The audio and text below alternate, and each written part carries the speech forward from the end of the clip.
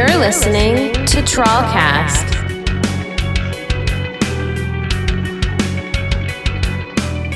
What's up, everybody? Welcome back to TrawlCast for episode number 35.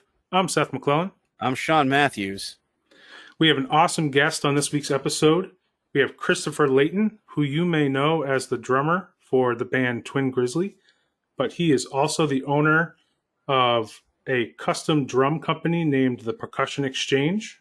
It was great having Chris on, and we got to speak with him about basically where he started with his love of drumming and kind of moving into how he decided he wanted to start this, business, which he called it the Percussion Exchange, and you'll hear why, because he's working with multiple vendors and multiple companies to bring you guys, all our percussionist friends out there, some of the best stuff that he thinks is worthwhile, to use. And he also is doing this because he loves making custom drums, and which, if you haven't seen them, they're unbelievable. They're gorgeous. So nice.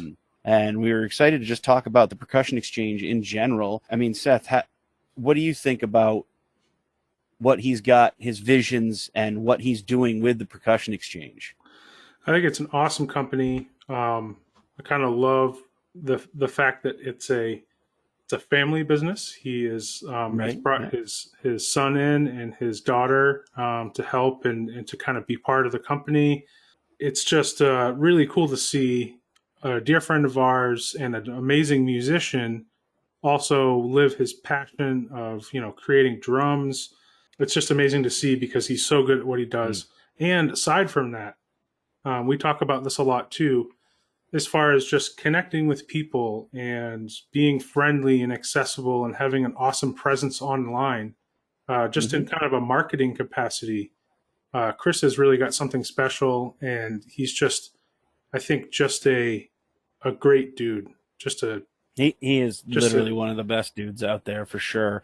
And it's really cool. Like the discussion we had with him, he started going through some of the companies he's working with, and it was really cool to hear somebody who's, basically because of the pandemic, wanting to start something to stay involved in the music scene in a different, capacity compared to like playing shows or starting a podcast. He is now the first North American vendor to a really cool cymbal company that I think all of our percussionist friends should check out and take a look at, because from what he was telling us, comparatively, they're pretty well priced, for a whole set, whereas you may have to spend the same amount for a cymbal from maybe one of the bigger guys, which I thought that was really cool to hear. Yeah. He's the first North American, distributor for that. I think that shows his dedication to the craft, his hard work, and his tenacity paying off in dividends. Absolutely. Yeah. So it was just a really great, inspiring conversation. We really think you're going to enjoy this interview with Chris, even if you're not a drummer.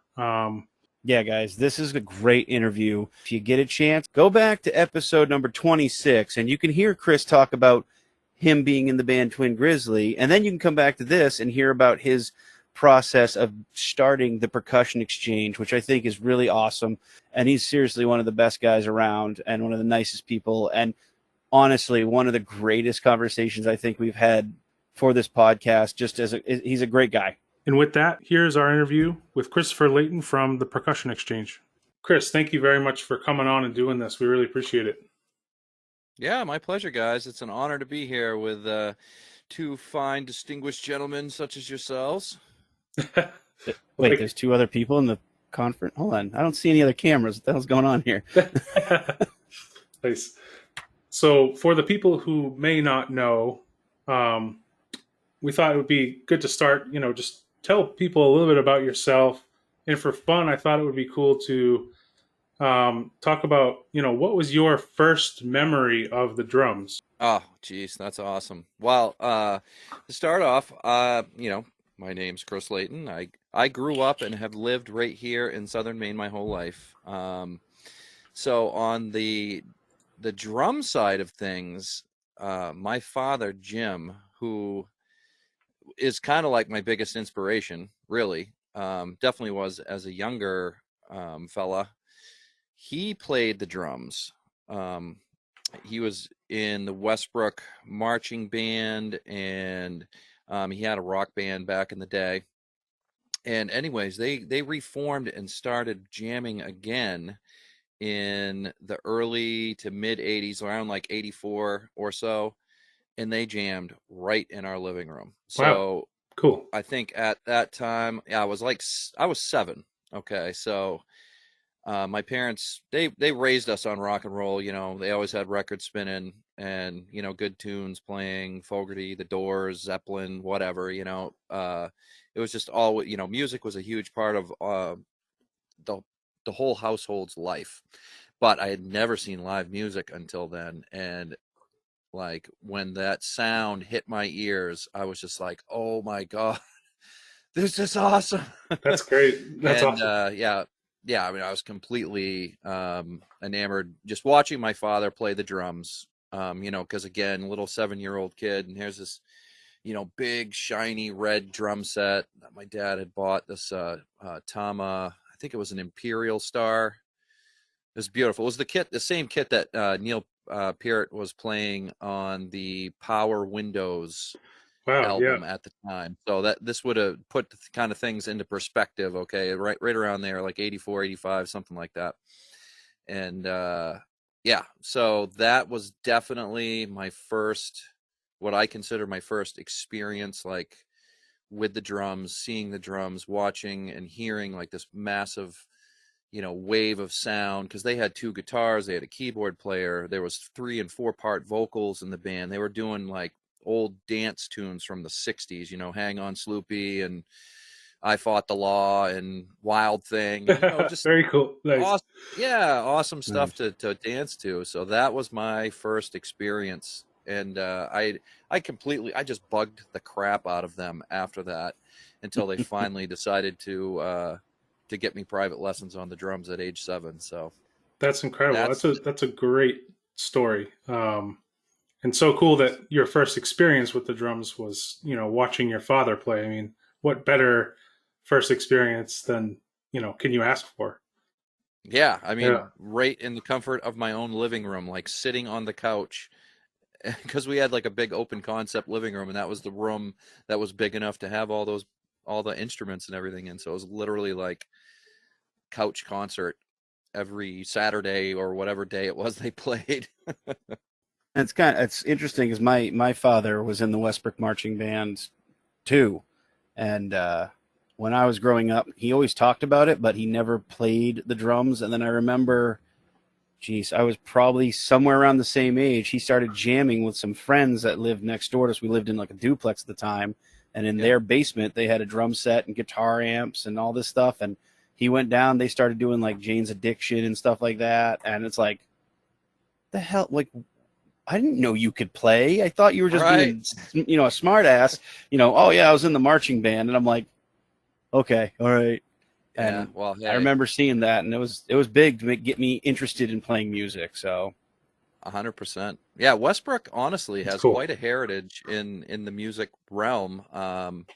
You know, they were the biggest, baddest, uh, basically music program around for, you know, mhm. decades. And actually, my father, all right, so I think he graduated 74, somewhere around there anyway. But he graduated with a guy named Phil Verrill, who they were in the, you know, the drum corps together.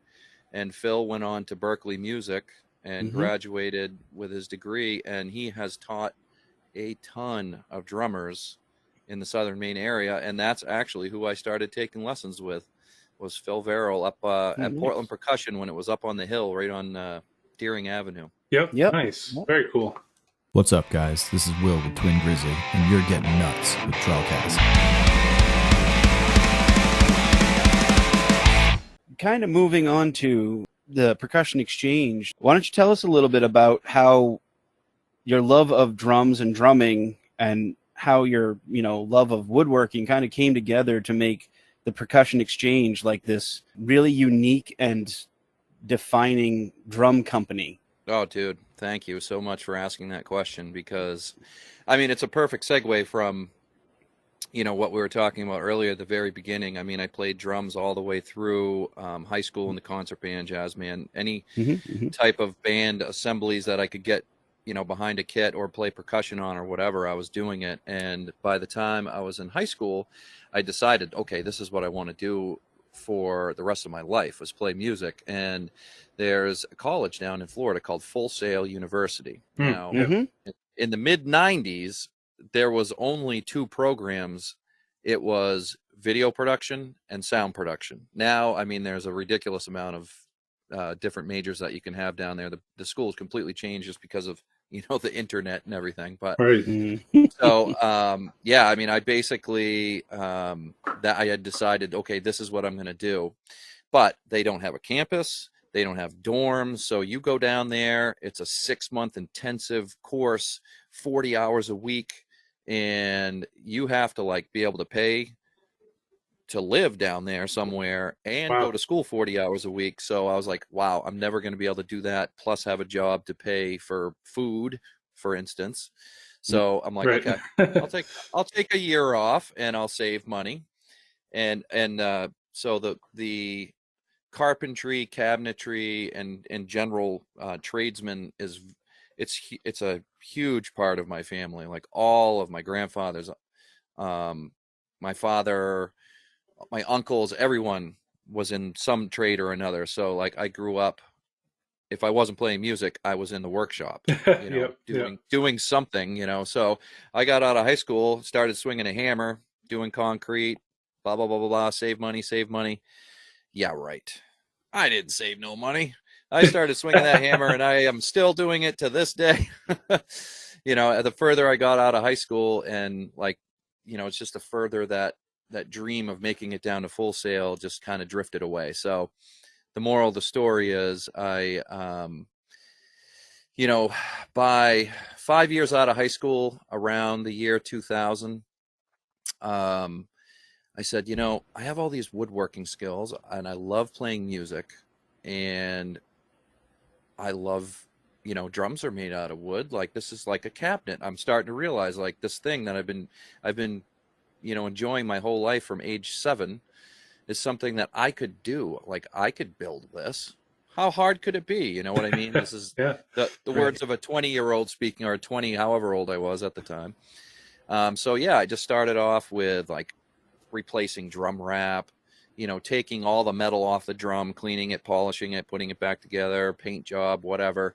And then I realized, wow, you can actually order these things on this new thing called the internet.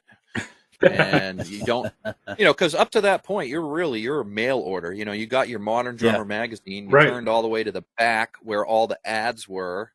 And you had to either call these people or handwrite them letters.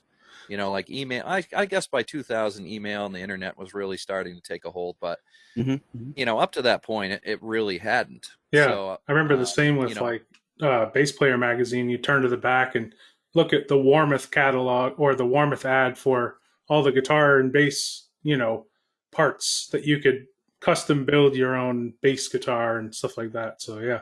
Yeah, absolutely. I hand wrote probably 25 different letters to 25 different vendors and said, hey, my name's Chris Leighton. I live up here in Maine. I'm interested in building drums. What is it that you offer? And people mailed me pamphlets and catalogs, and some people I didn't hear back from, but basically every single ad in the back of a Modern Drummer magazine, I contacted those people until I had more documentation and information than a kid knew what to do with.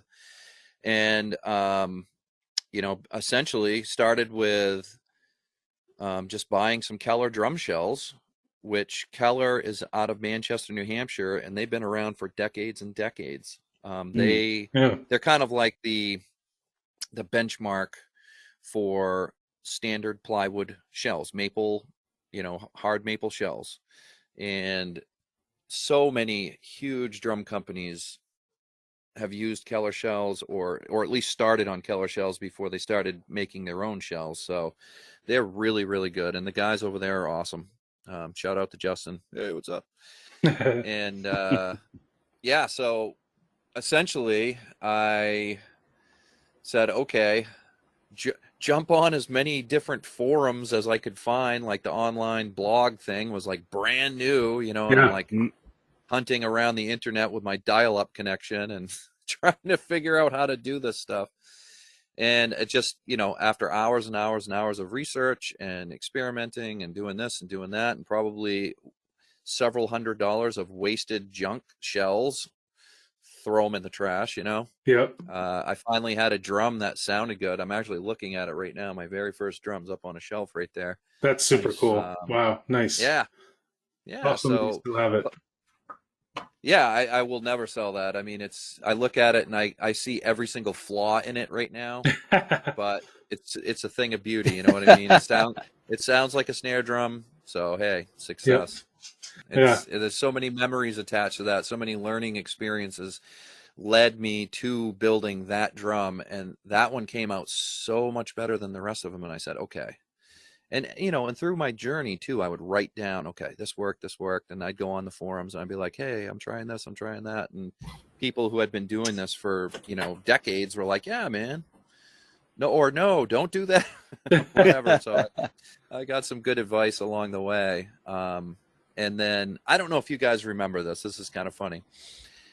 There used to be these infomercials for this new website called eBay. Oh yeah, and absolutely. Yeah. You could buy this package that would show you, like, for, I don't remember how much it was, for $69.95. You'll get all this information on how to become an eBay millionaire. Whoa. Yes, I remember getting a CD-ROM and thinking, all right, I'm going to learn how to drop ship stuff and be a distributor for whatever items, stuff that you can buy at flea markets, and become an eBay millionaire, and it never panned out. Yeah. Oh, 100%. So I invested my $69.95, and Drumman 001 on eBay was born, and I started selling drums on eBay. Again, my dates are a little fuzzy, but this would have been around the early 2000s, like around 2000, between 2002 and 2004, something like that.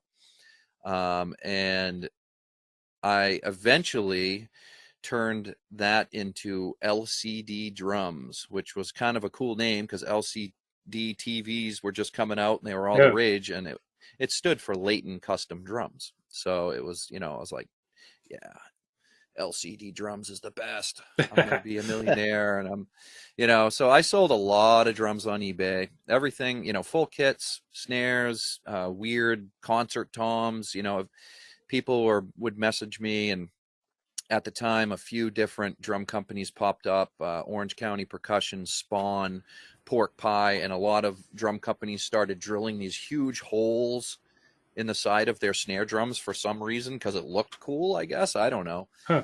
I see no advantage in it, but drummers will remember what I'm talking about. Like, all of a sudden there were these, touring drummer musicians on stage with these snare drums with huge holes in the side, drilled in the side. Is just whatever. But I did a bunch of those, and I basically at that time, so around whatever it was, 2004, 2005, I hit this crossroads with my professional career. It's like, okay, I got this job offer.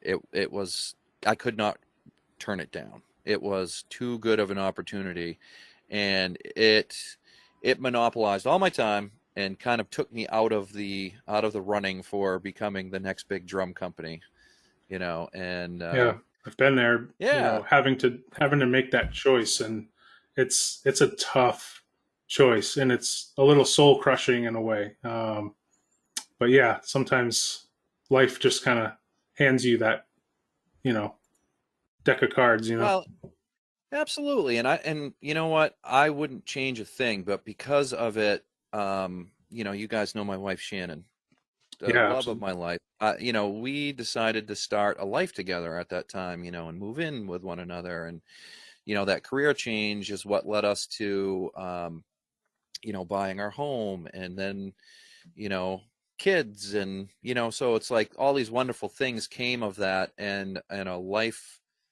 of, learning another industry that is much more stable than the music industry as far as making money is concerned. Yeah, absolutely. But I never stopped playing drums, and I still built some stuff, and I kept, and actually I continued to grow my knowledge in the woodworking department. And over the next 15 years or so, it was like my skills got seriously honed, because now I'm doing work for people who are paying me thousands of dollars to build them things, not that weren't musical instruments.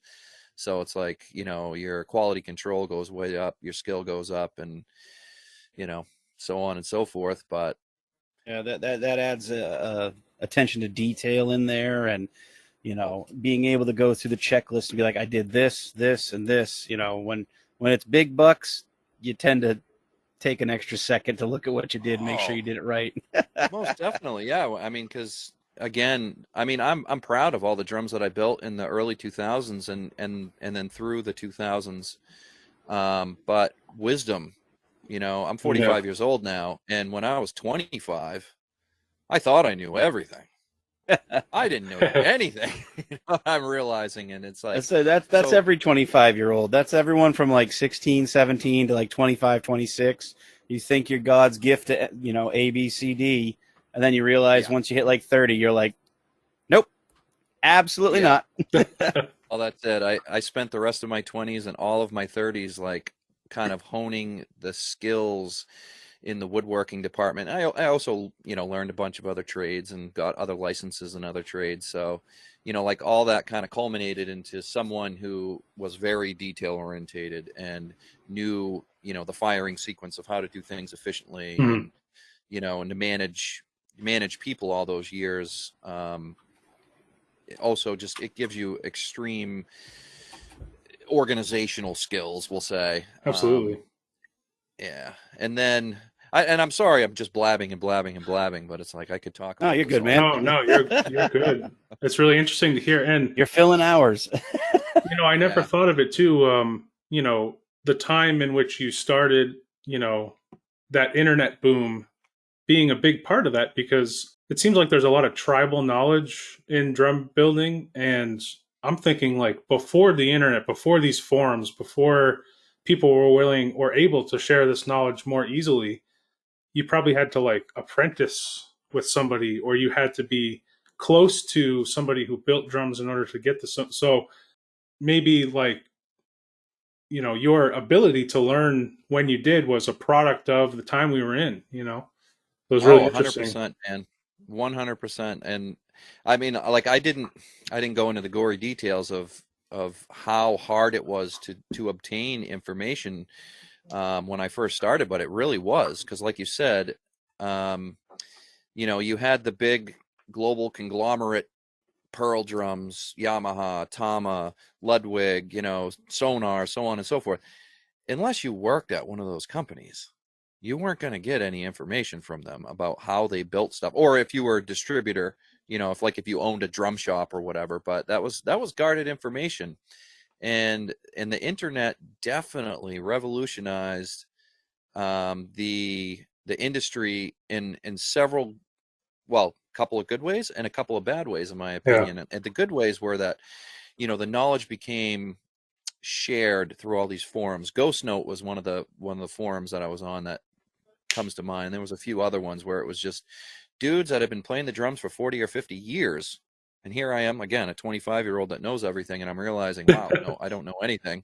These guys, but they would answer your questions and give you their their honest opinion. So it was awesome. That's cool.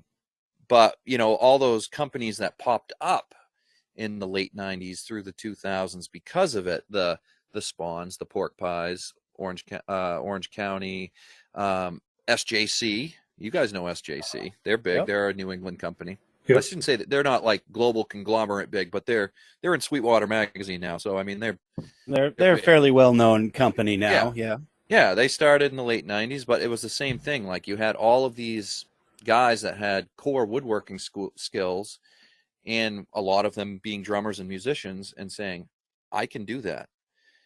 So what happened was there was this big shift of this kind of like craftsman renaissance that happened in the early 2000s, where it was like, yeah, DW drum sets are awesome, but look at this pork pie thing that has got this crazy paint job on it that none of the other big guys do, and it's like everybody wanted that. Right. So, you know, the big guys had to figure out a way to battle, to fight back, so to speak. And what they did was they tried to starve all of the small guys out of it.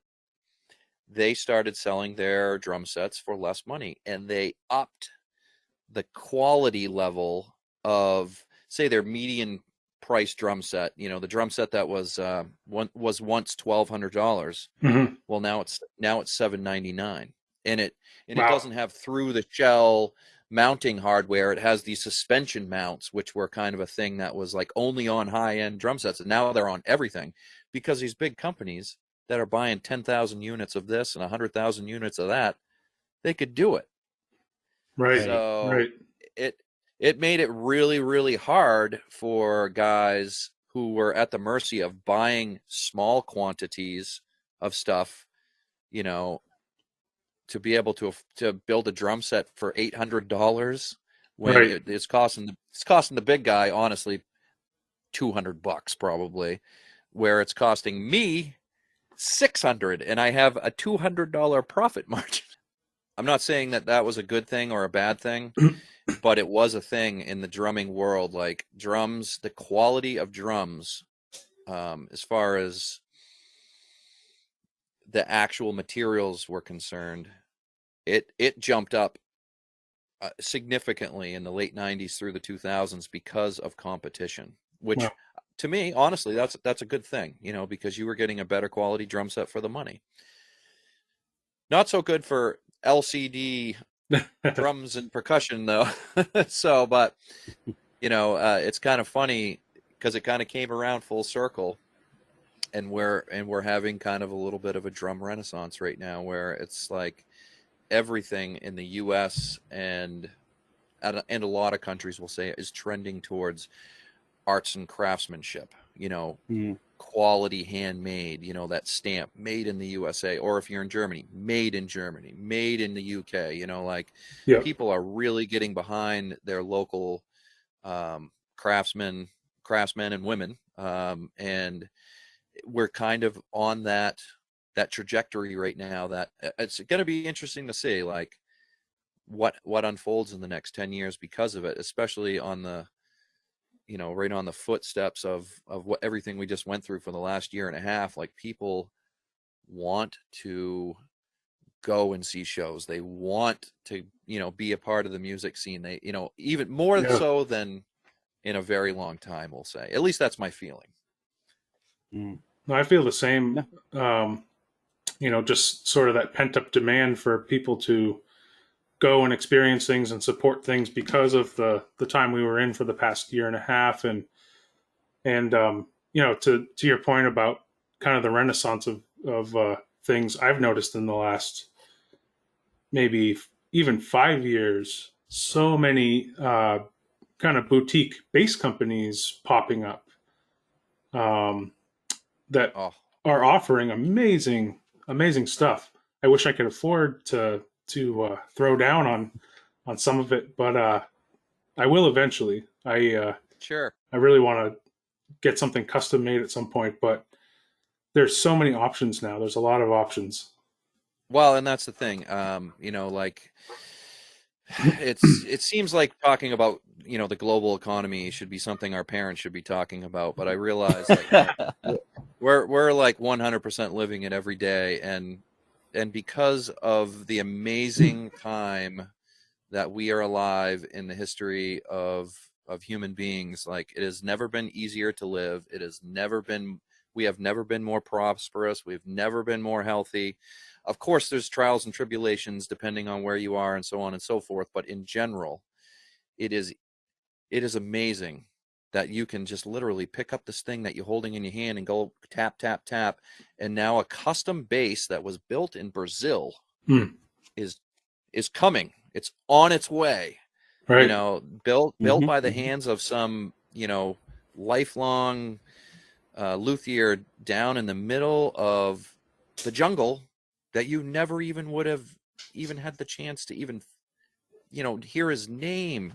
Just it's incredible.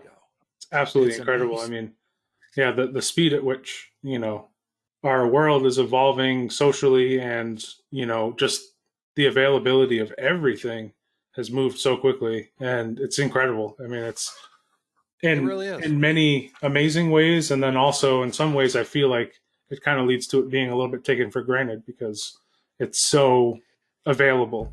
Right. So it's kind of a Well, and double-edged sword, 100%. And it's, I mean, I look at it, it's kind of like it's our job as, as the adults, the median age people to like make sure that we teach the young, like our children, if you have children, or the young musicians that the people that are new on the scene, like help them and make sure that they, that they understand that it can change in just a snap of a finger, like take again COVID. Like we played the most amazing show ever at the end of January at Port City Music Hall, Yeah, and then a month later we put our gear away for a year and a half. right. You know, Mm-hmm.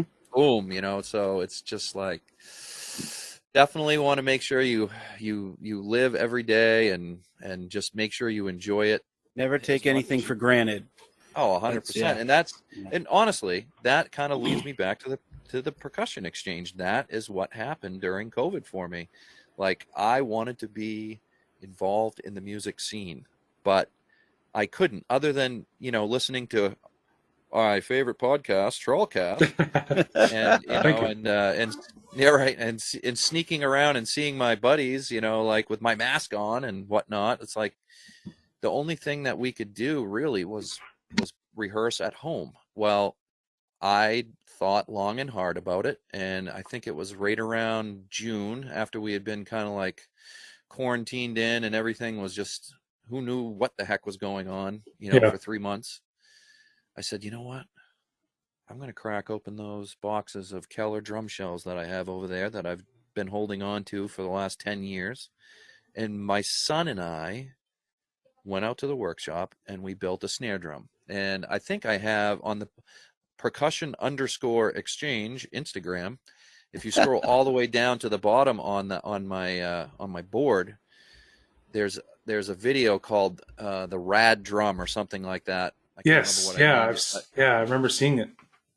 so yeah, we built that drum. That was the first drum that I had built for a number of years, and I did it with my son, who had never done anything like that. So it was such a rewarding and fulfilling thing to do during quarantine. That's And very cool. it just sparked all those emotions and that, that desire that I had back when I was a younger man before I went on that career path Yeah, that we were talking about. And I'm like, man, it's because now I'm self-employed, Property Outlook, my business is doing fine. I'm making plenty of money. Got people working for me. I have time. My son just turned 13, so it's not like I have wee little kids. I'm like, I can actually do this. I can really build drums again. So, I've spent it's been about a year, almost to the day, actually, now that I think about it, that the wow. Rad Drum, came into existence, and the Percussion Exchange was born, because of COVID-19. I think, Sean, we could say the same for, TrawlCast. I mean, if not for the pandemic, it might have never happened. And I think, of all of the terrible things that, COVID brought, you just have to look at all of those amazing things that were, unexpected and not planned for, that ended up coming out of it, and just kind of look for those silver linings. So that's Absolutely. incredible. Yeah. Well, and like Chris is saying, it's been pretty much a little bit over a year now that we've been doing the TrawlCast, and it was exactly that. It was kind of born out of necessity, and hearing what you were talking about, you know what, I got these shells sitting here, they're doing nothing but collecting dust. You took your son to the woodshed and showed him what you can do. Let's say 10 years, 20 years from now, we start getting LCD squared drums, Yeah. You know, your son's coming out with his own drum line, and he's, you know, rivaling his father, and he's got some weird Right. stuff going on. I think that's awesome. I think it's great. I would, you know, if my kids wanted to do that, I'd absolutely give them everything I could to try to make them be better than me, because I think they deserve that. And 100%. you know, seeing, I mean, I remember I just looked it up again to see the drums and stuff, and dude, they're gorgeous. All the drums you create are gorgeous.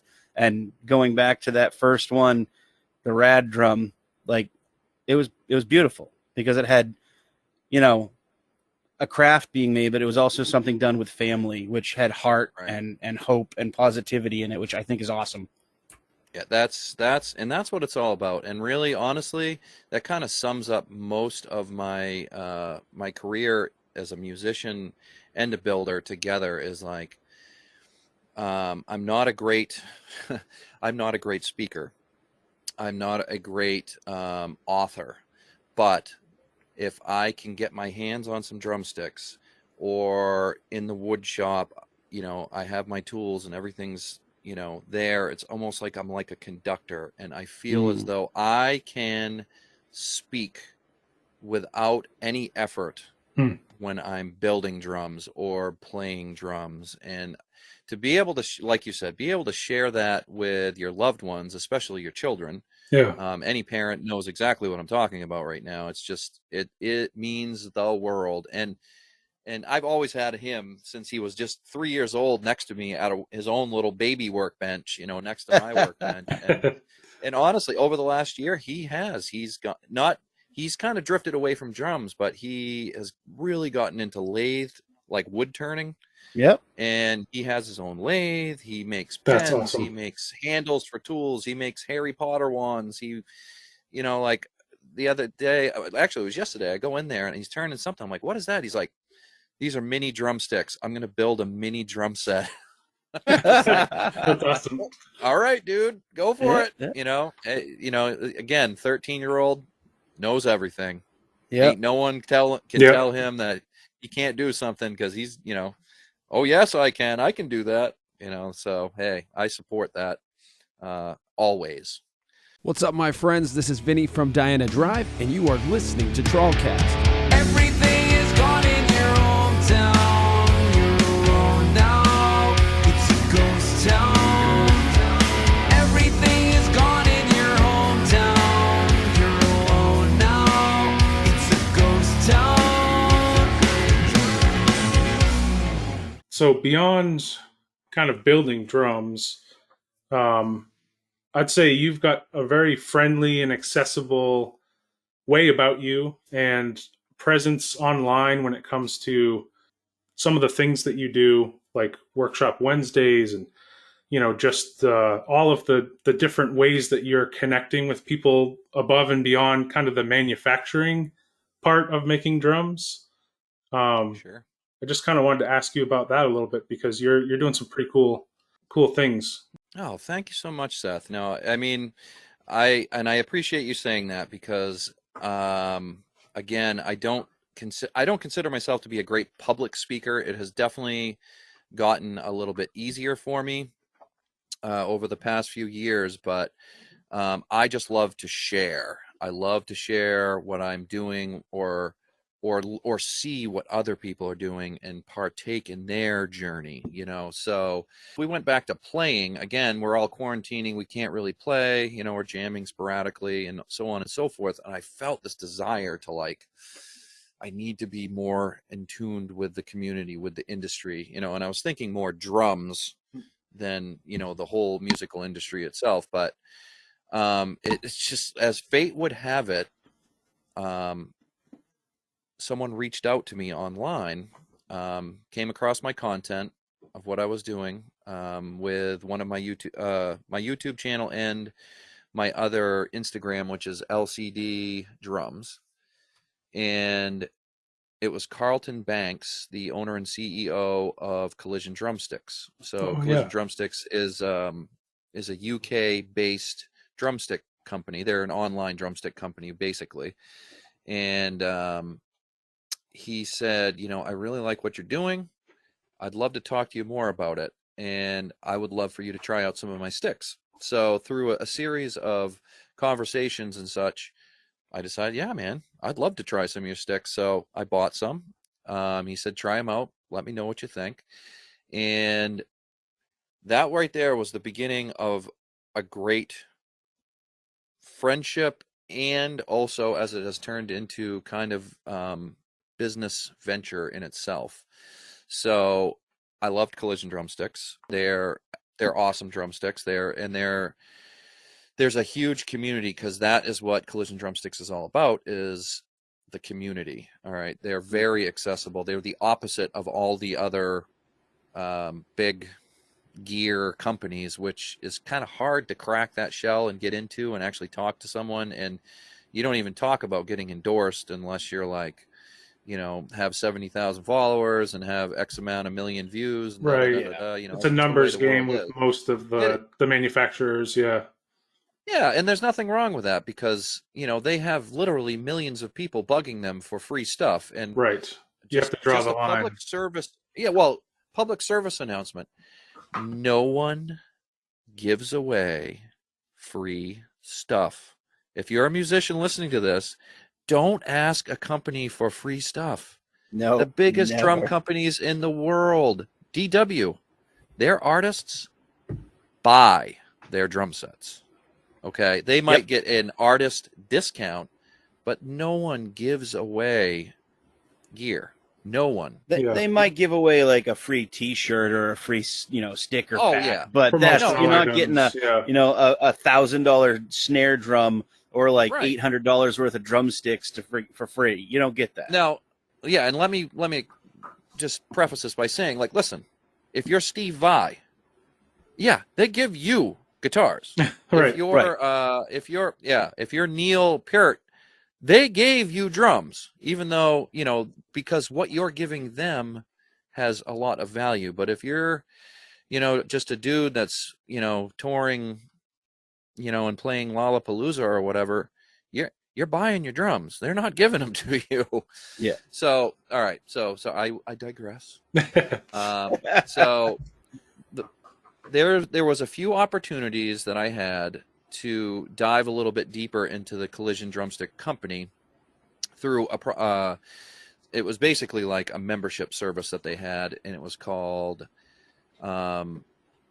Collision Backstage.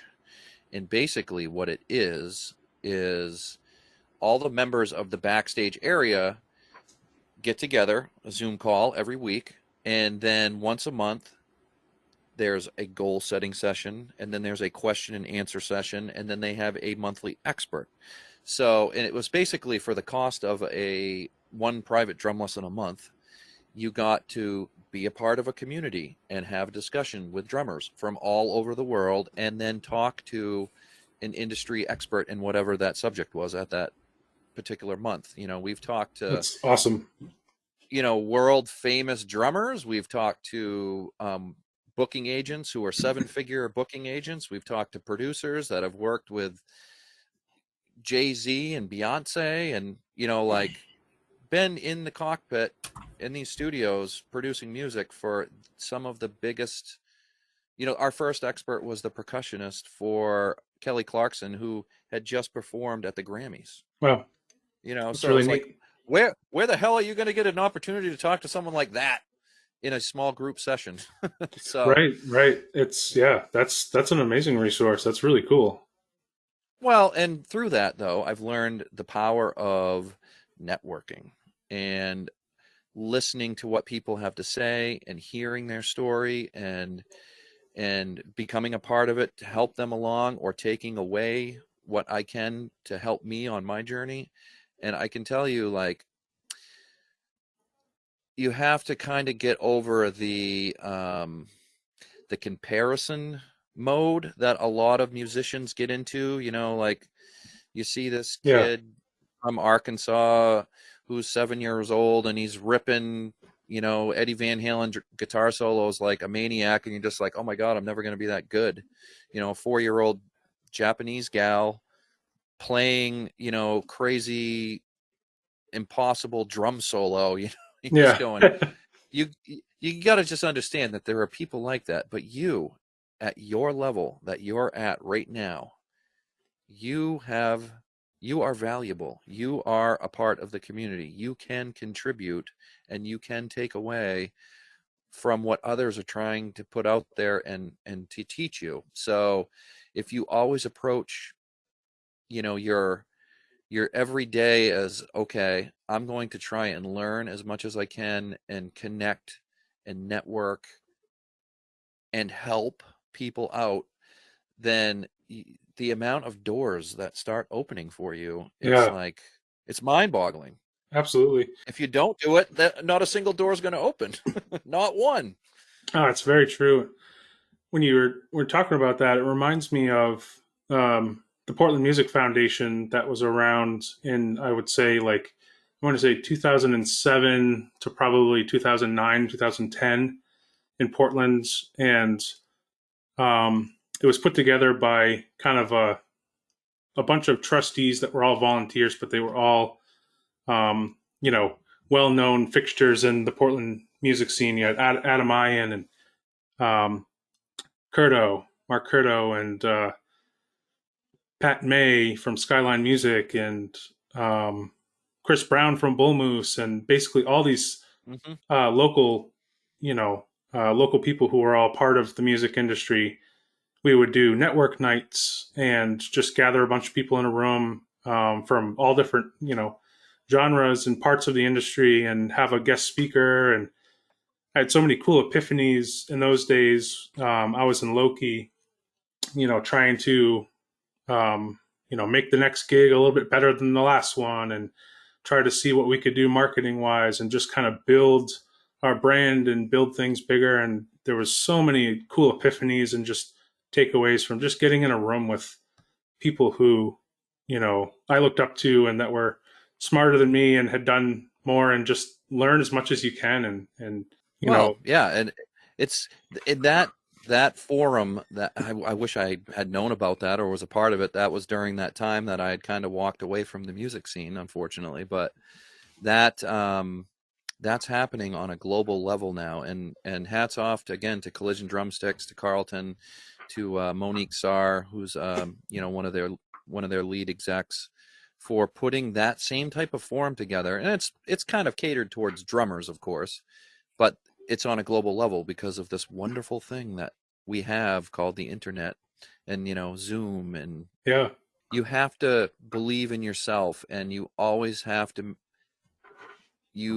I encourage anyone, like, don't ever say, I can't do that. And I know that it sounds like, don't do drugs, kids, like, from my example, blah, blah. I feel like I'm a speaker at, something, but it is true. Like, all you have to do is take that first step, and you'll realize, oh, okay, that's not so hard, and you can work your way and keep building on those steps. And eventually, what's the saying? Like, every great journey begins with the first step. So is what I'm trying to say. Believe in yourself and do it. Like, last summer, I said, I'm going to start building drums again.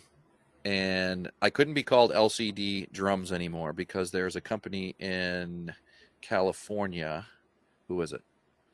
It's Love Custom Drums. And I don't know the dudes. They're good. They build nice drums. I'm not, but I was like, shoot.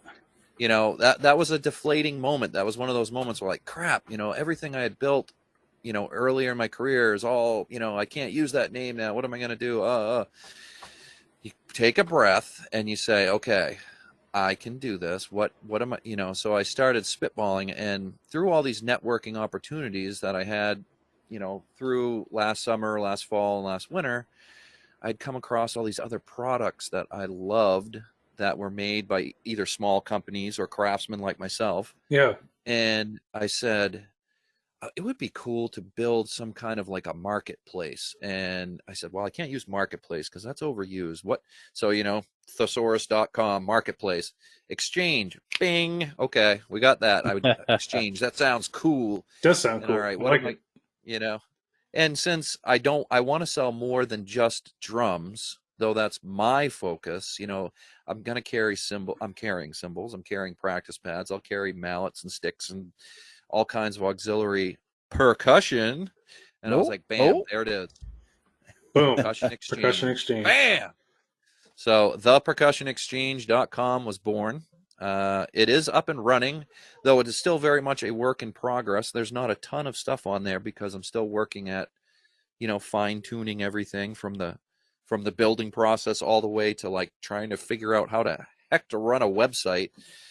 And I have lots of help. Trust me on that. I needed it. But it looks very nice though, and it's easy to navigate. Great pictures, not too busy, because I think kind of the curse of some manufacturers' websites is they want to put the kitchen sink on the homepage. They want to put every possible link to every part number, to every and for there's pop-ups. There's and join our email list and get a chance to win $500. It's like it's just another thing I got to click through, and if I keep having to do that, I lose interest. And percussionexchange.com there is clean, sleek. It's easy to pay attention and go, this is what I'm looking for. And honestly, so I knew nothing about online marketing or sales. I mean, I understand sales just because I am a business owner and I get it. And advertising is important, pop-ups and stuff like that. And it's funny because I hired a company to help me build that website. And that was one of the very first things that I said. I said, I am very much a less is more.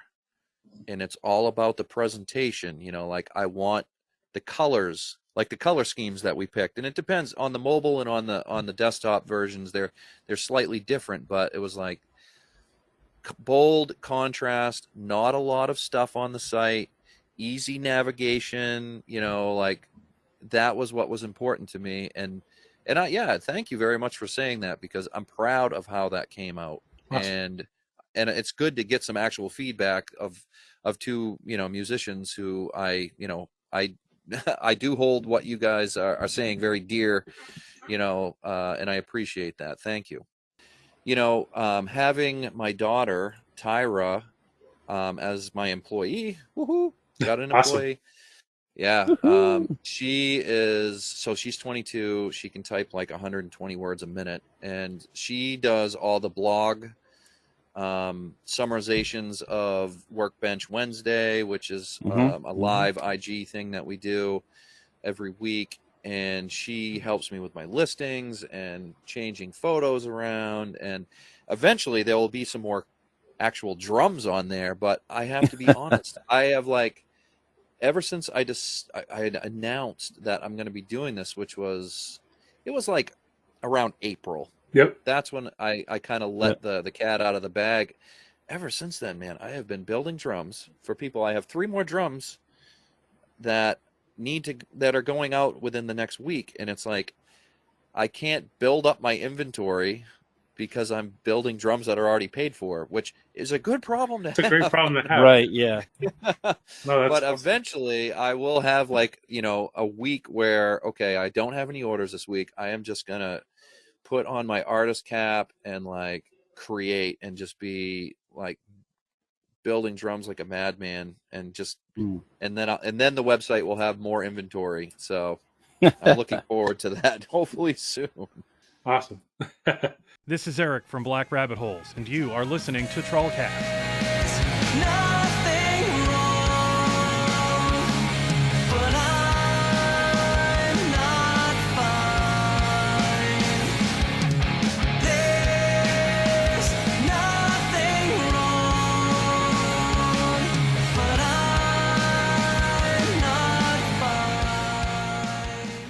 I wanted to go old school here. So this week's What the Fuck question is, back in high school, what would be the strangest thing someone could find in your locker? Oh, man. Oh, my God. I don't know. Wow. So it does date me, but we just celebrated our 25th graduation this year.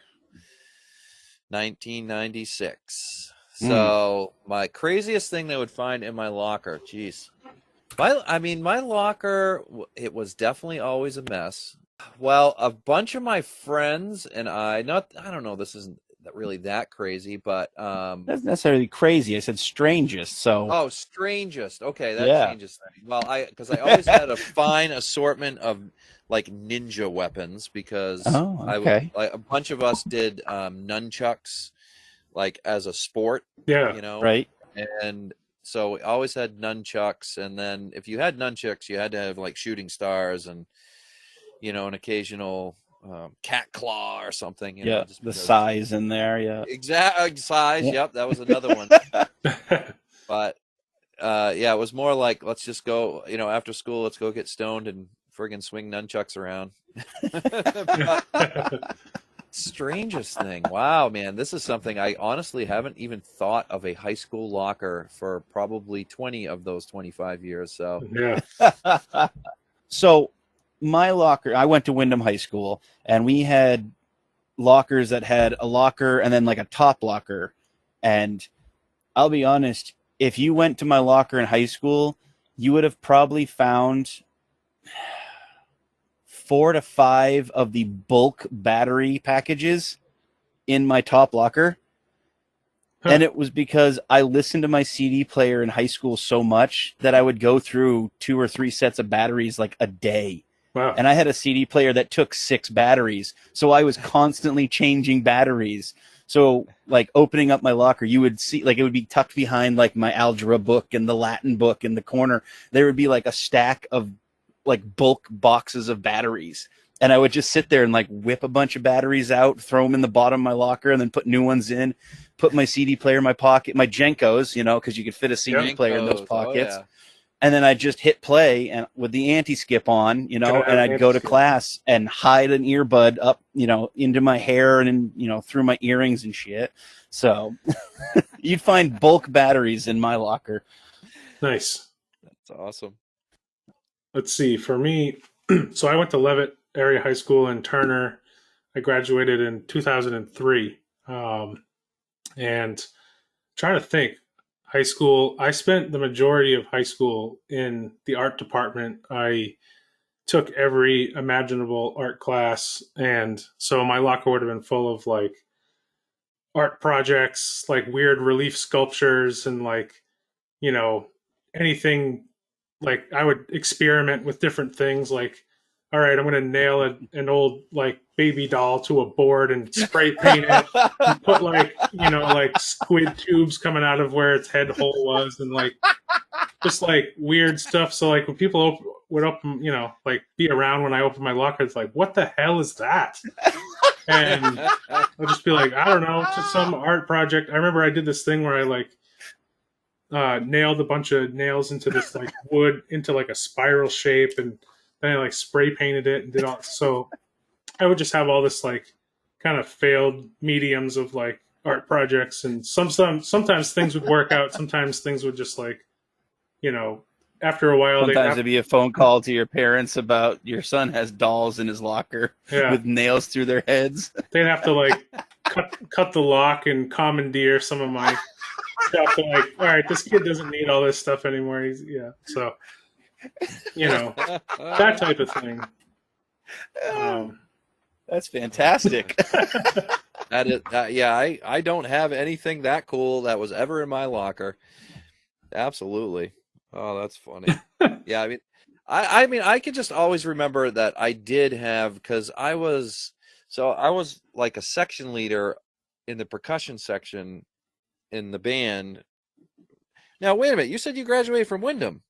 Yep. What year did you graduate? 2001, sir. Oh, okay. So, yeah, I graduated from Wyndham. I was just a few years ahead of you there. Yep.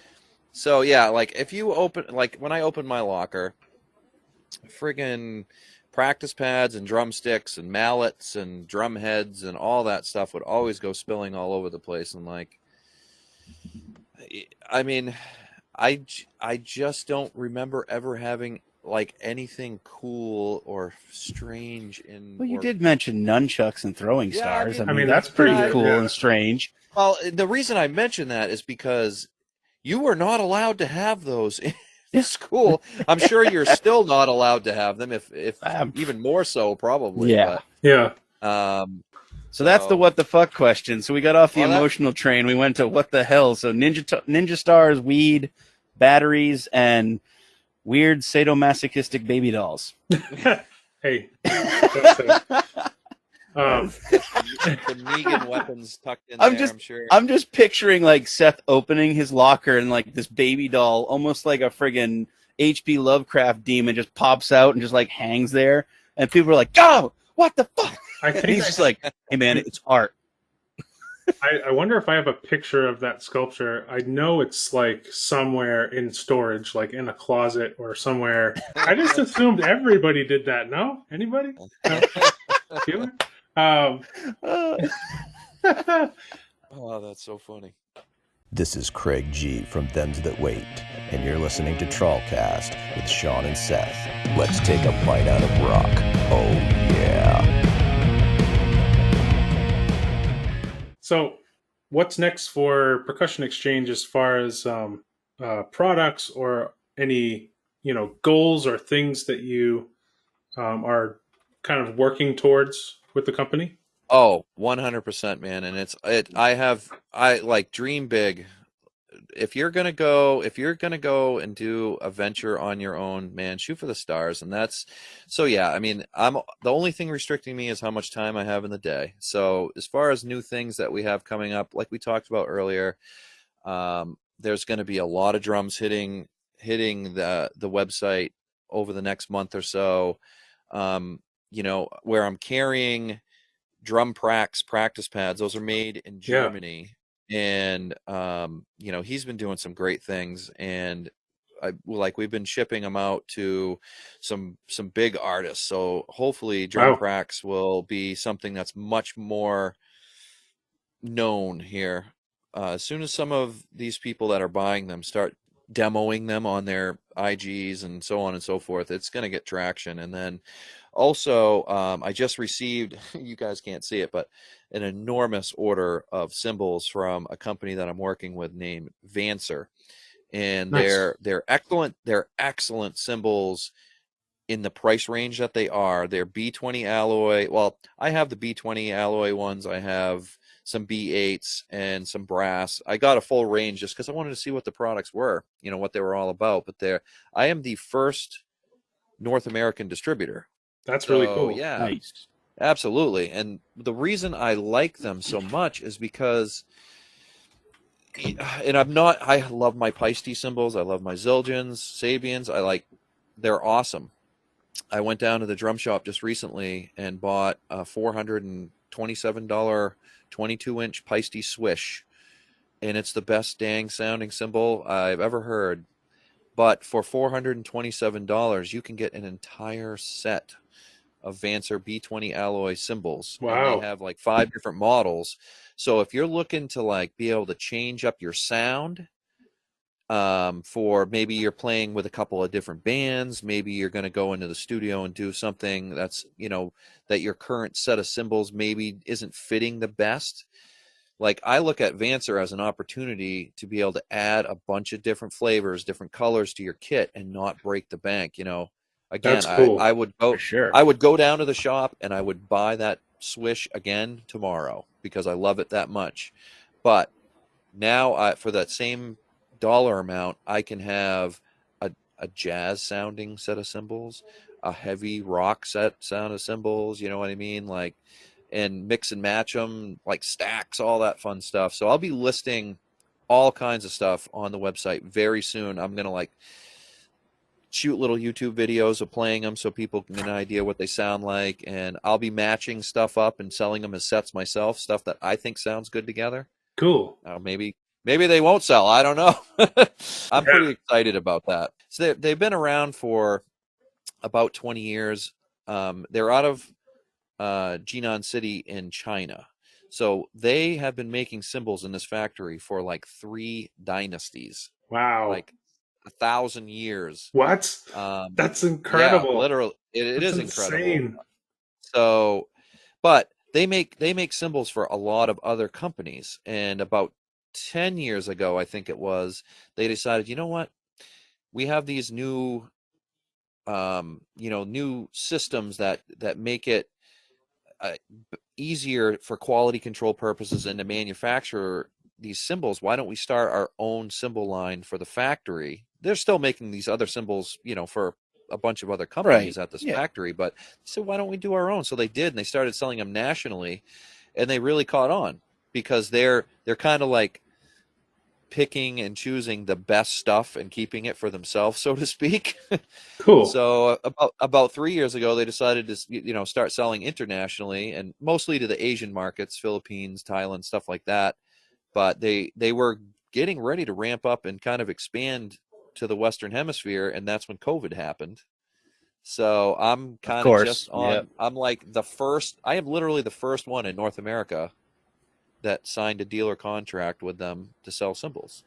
So it's interesting. And, I don't want to make it sound like these cymbals are the best, they're amazing or what. I mean, they're cymbals, and their price point should be, it's like intriguing to me. Mm-hmm. Like you see these cymbals, you're like, wait a minute, why aren't they more money?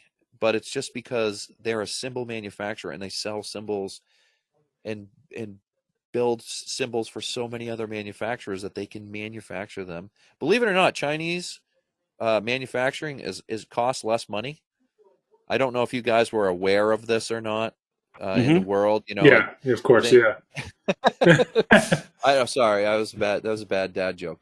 But I'm just like, it seemed like a good opportunity, and the sales rep, Nicole, she is a sweetheart. She does everything that she possibly can to like answer all the questions that I have, and she's working hard over there, so it's exciting. But we plan at Percussion Exchange, we plan on building percussion instruments, things like claves, wood blocks, mallets, just a full range of stuff, and also some other cool things that I have in the works.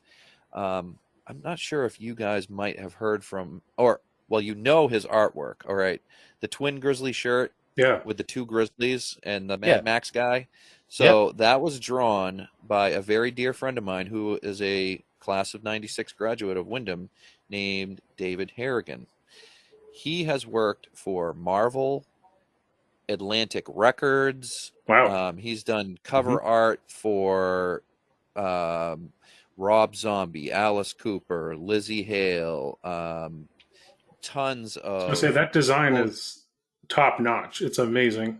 Yeah. Well, and I had to tell him to like, whoa, hold on, buddy, scale it back. I need to be able to put this on a T-shirt. He is so good, and he's been a dear friend of mine since second grade. Actually, David and I were in our first rock band together. Cool. Oh, nice. Push, 1992, buddy. Like I just found the cassette the other day. I can't wait I now have to find a tape deck so I can listen to it.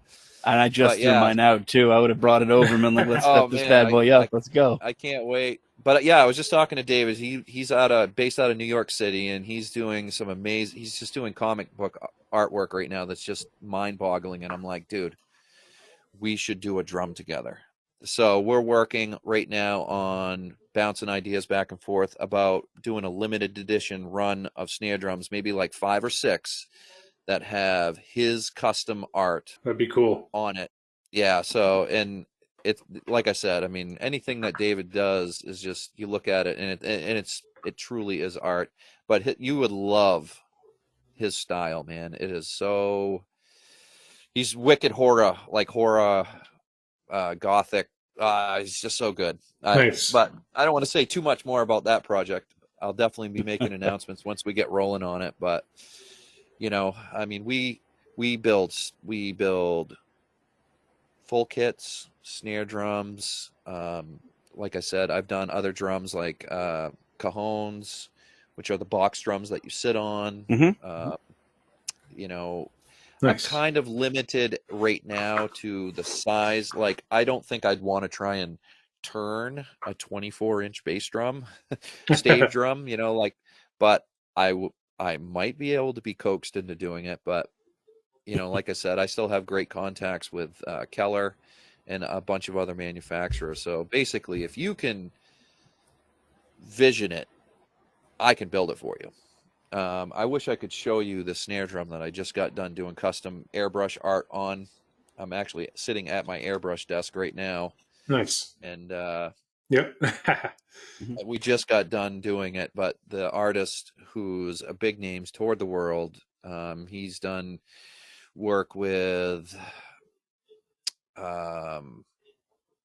Jason Derulo. You guys know who that is? Pop star. So okay, yeah, I mean, he's toured the world with him. He's an amazing drummer, an amazing dude, and he came up with this design, and he's like, I want this on a drum, and I was just like, yeah, I can do that. Or at least I'll try. But it came out awesome. That'll be a reveal coming up this week. So I got to stop because I can just keep going and going and going. I love drums so much, man. Well, and all our listeners, just so you know, we will be putting links to everything Chris has been talking about for the Percussion Exchange on the episode notes, and I'm sure we can find a way to get them in the episode release that we'll put up on Facebook and Instagram and all that stuff. So if you are interested, literally, Chris, what's the easiest way to find the Percussion Exchange? It is thepercussionexchange.com. You can go on there, and there's a tab in the drop menu that says build your vision. So if you're interested in having drums built or whatever, it's a simple Dropbox thing where you check a couple things and it'll shoot me an email. But what that does is that opens up a dialogue. But if you just want to chat or if you have questions, it's chris@thepercussionexchange.com. That's my email. You can find me on percussion_exchange on IG. Also LCD drums, which I have kind of reserved more for my playing more than my building. But the Percussion Exchange on Facebook, the Percussion Exchange on YouTube.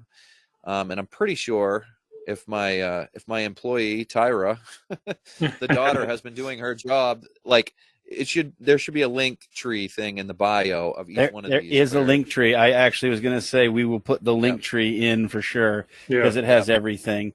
Even if you're not interested in buying drums and you just have drum related building questions or whatever, or have anything that you want to chat about drum related, music related, then shoot me a message. I would love to chat.